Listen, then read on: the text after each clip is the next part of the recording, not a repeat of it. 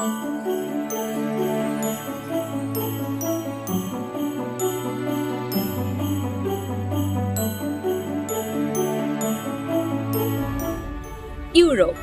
ইতিহাস, ঐতিহ্য এবং নান্দনিক সৌন্দর্যের এক জীবন্ত জাদুঘর। আর শীত এলেই ইউরোপ জুড়ে শুরু হয় এক বিশেষ ঐতিহ্য পালনের উৎসব, ক্রিসমাস মার্কেট।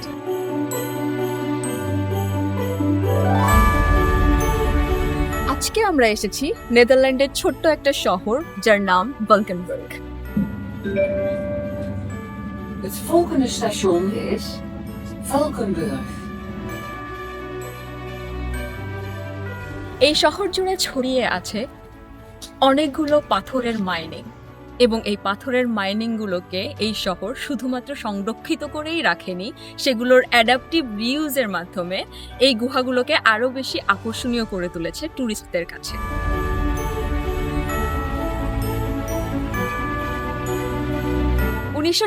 সাল থেকে এই শহরের মিউনিসিপ্যালিটি ডিসাইড করেন যে এই ক্রিসমাস মার্কেট আয়োজন করা হবে এই গুহাগুলোর ভিতরে।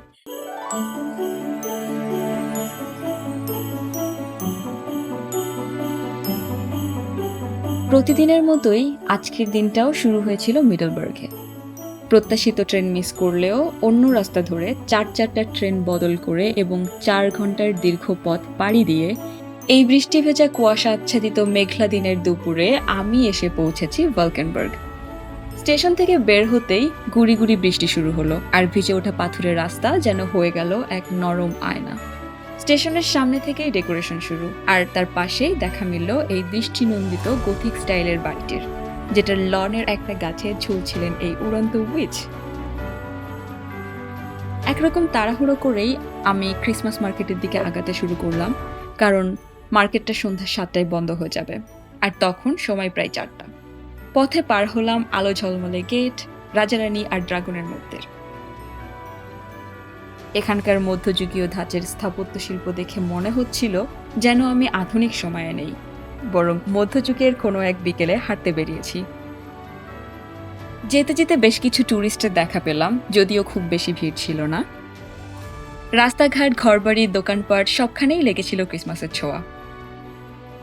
কেভের গেটে পৌঁছে জনপ্রতি 10 ইউরো অর্থাৎ প্রায় 1500 টাকা দিয়ে টিকিট নিতে হলো প্রবেশের জন্য।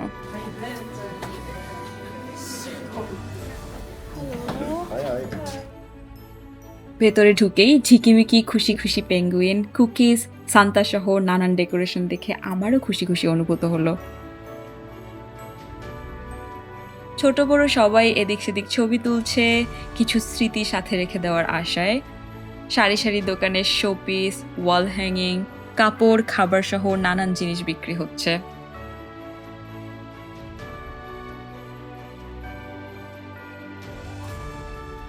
ক্রিসমাসের রং তুলিতে রাঙানো মোজা, সোয়েটার সহ বিভিন্ন শীতের পোশাক হলো ক্রিসমাস ভাইবের এক বিশেষ গুরুত্বপূর্ণ উপাদান।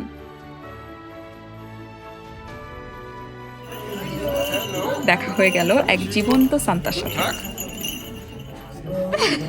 উনি হেসে হেসে সবাইকে এমনভাবে অভ্যর্থন করছিলেন যেন কতদিনের চেনা আপনজন।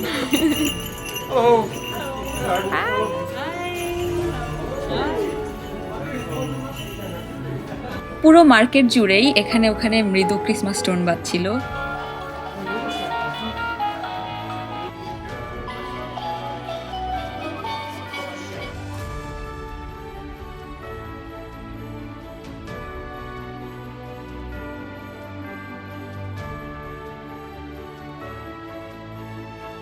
এখানে গুহার ভেতরটা যেন এক গোলক ধাঁধা, শাখার ভেতরে আরো শাখা। কিন্তু পুরো মার্কেট জুড়েই এমনভাবে ডাইরেকশন সাইন দেওয়া ছিল যাতে হারিয়ে যাওয়ারও কোনো সম্ভাবনা না থাকে এবং পুরো মার্কেটই কভার হয়। এখন আমি খুঁজে পেয়েছি রূপা আর প্রাকৃতিক পাথরের একটা গয়নার দোকান। 2টো আংটি কিনেছিলাম এখান থেকে, যার দাম ছিল 80 ইউরোর মতো। এরপর ছিল এই আনাবেল ধাঁচের অ্যাঞ্জেলদের মতো ডানাওয়ালা পুতুলগুলো, যার ডানাগুলো মুভ করছিল। I wish I were a kid to get all of this, but yeah.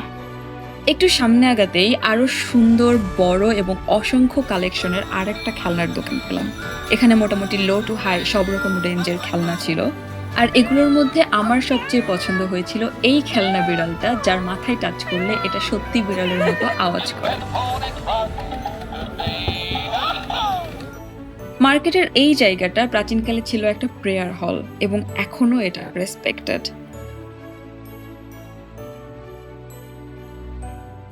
আর এরই পাশে একটা দোকানে ছিল এই নেপালি ভেড়ার উলের সোয়েটারটা, যার দাম 140 ইউরো। এখানে আরো অনেক আসল উলের কাপড় ছিল।